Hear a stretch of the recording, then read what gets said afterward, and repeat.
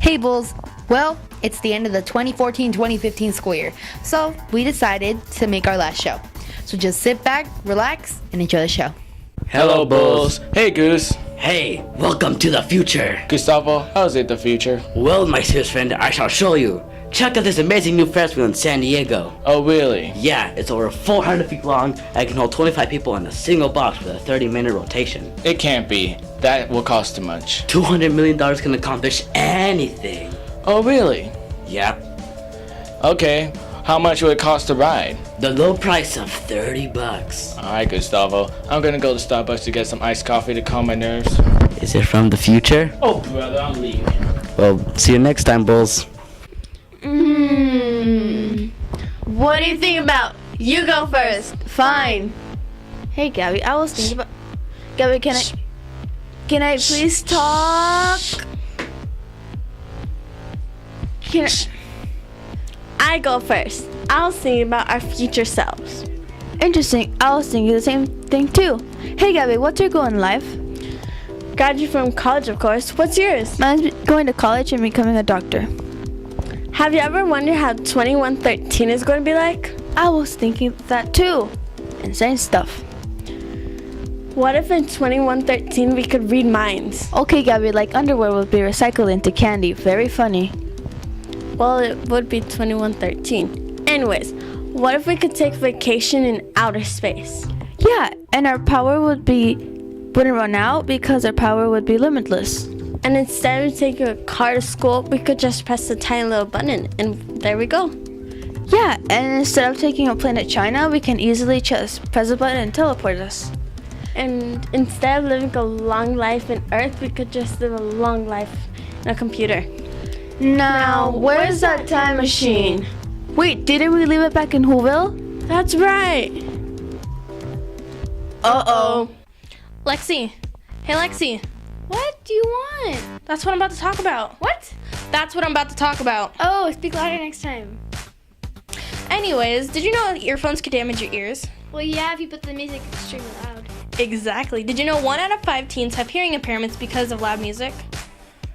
Really? I'm not one of them. Sure. What? Okay, maybe I'll put a little loud, but I still hear perfectly fine. Well, there's a way to prevent your poor hearing, like asking a friend that they can hear your music. If yes, turn it down. Lexi.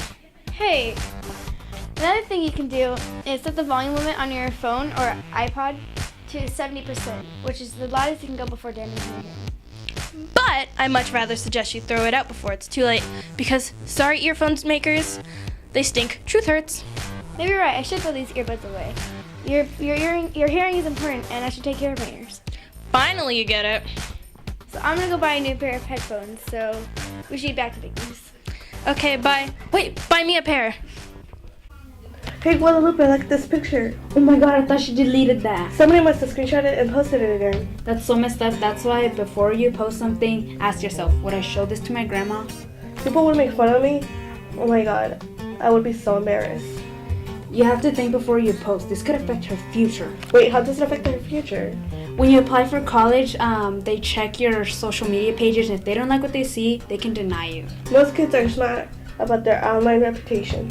Oh yeah, I read a survey about that. 55% of kids say they don't post something because it would ruin their reputation, and 39% said that they posted something that they regretted later. There are 2 ways to protect yourself. 1, keep your account on private. 2, check what other people are posting about you. Yeah, I'm pretty sure all of us want to go to college, so we have to check what we post online. We're trying to save the great white monster. The great white shark is among the most feared animals in the world. But it's also one of the most important animals to our oceans. Yeah, but I'm not sure most people know why. Well, why don't we explain it to them? Okay, the sharks help the ocean stay balanced. Because of the food chain, right? Yeah, you're right. Also, the disappearance of sharks has made a dramatic effect on the ecosystem. Also, the disappearance of shark has made the cow nose rate explode in population. Also because the demand of shark fin soup, mainly sold in Asia, is rising at alarming rates. But I heard it had a bad taste. Yeah, you're right. It's more of a sign of honor for how expensive it is, costing $300 per bowl.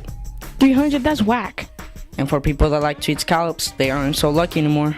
Well, that's that. If you like scallops, better protect your local sharks. Hope you enjoyed our segment on sharks. Bye. Bye. Did you know a scientist in America has figured out why Doritos chips are so irresistible? They have an irresistible taste that make your taste buds go crazy for them Doritos.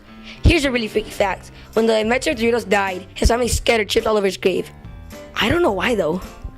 The inventor envisioned the snack in 1964 as a marketing powerhouse that could deliver endless varieties of flavors. But none of the formulations could surpass nacho cheese, whose irresistible taste put Doritos into processed food of Hall of Fame.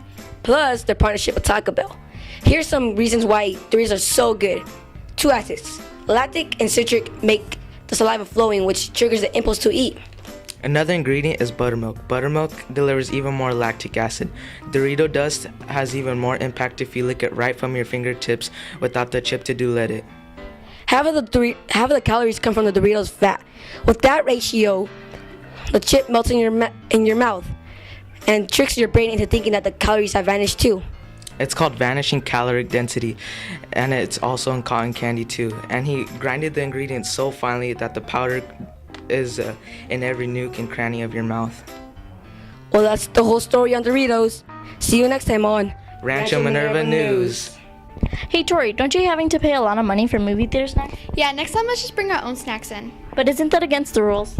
Well, yeah, but it's better than paying $5 for Sour Patch Kids when we can just go down the street at 7-Eleven. Yeah, but the money from snacks goes to the employees. Well, what about the ticket money? A huge amount of the ticket money goes to Hollywood Studios, where the movie was made. Oh, that makes sense. Yeah, many movie theaters will ban you or kick you out if they find out you sneak food. We need to respect the rules, like taking food into the movies. It's kind of like taking your own pasta into Olive Garden. That's true. If many movie theaters such as Cinépolis are no longer allowing free refills anymore.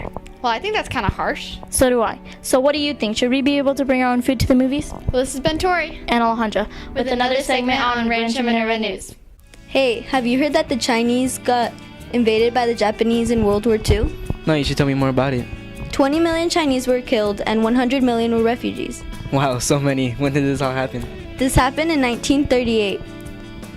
Japanese soldiers would kidnap girls and bomb Chinese cities. Do you know what the Chinese did to save themselves? The Chinese would build underground tunnels to connect to each other's houses and hide from the Japanese soldiers who would torture people to death. That's pretty smart if you ask me. When did the war end? It ended in 1948. The Chinese won. Wow, I guess you learn something new every day. Good for China. So lately there has been a giant increase in Photoshop awareness. Photoshop is a picture digitally altered. Many magazine companies use Photoshop to make their models have the perfect body. People have been arguing on whether or not Photoshop is humane. It takes away the uniqueness of people. Personally, I believe that Photoshop isn't okay because it makes people have a low self-esteem about themselves. I think so too. I don't think it's fair for teens and young adults to be able to look at these perfect people that look like royalty. But what would magazine companies say about it? When you think about it commercially, you would want your product to look perfect, so you would want your model to look perfect as well. Well, yeah, that makes a little sense to use Photoshop because people want to be successful. Kate Winslet and Lady Gaga stand against magazines using Photoshop. So, do you guys agree with Photoshop or not? You know, you can be arrested in New York for taking a selfie with the wild animal. Really? That's crazy. Does that really exist? Yeah, when you take a selfie with the animal, it could discourage them. If you were caught taking a selfie, it'd be a fee for $500, and the next time it'd go up to $1,000. Forget New York, I'll go to Greece. Well, don't pack high heels for your visit. Why can't you pack high heels? Because the shoes damage monuments, and some high heels can create enough pressure that an elephant could, so pack sensible shoes. Is there any other crazy laws? Yeah, there's a gun-free zone in Asia. The maximum is 2 packs per person. Any more can be a charge. How come? Because in Singapore in 1992, someone stuck a wad on a door sensor of a commuter train, halting the entire train system. What was it used for then? It was used for health purposes only, such as helping people quit smoking and helping them relieve their anxiety. You could also be fined for spitting and for forgetting to flush the public toilet. Wow, that's some very unusual laws we wouldn't want to have here in California. Yup. Well, that's it for today, Bulls. Bye. Guess what's in your backyard? Let me guess. Coyotes. Yep, how'd you know? Because coyotes have been becoming more and more often in city areas. Really? Yeah, recently a coyote hung out in a Chicago gas station and one even took a train ride in Portland, Oregon. Oh yeah, I heard about that. Yeah, recently coyotes have been able to adapt to both rural and city areas. But why are they heading for the cities?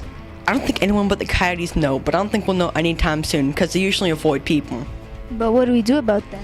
I think it's best to just leave the coyotes alone for now. I agree. Well then, Catlos, back to big news.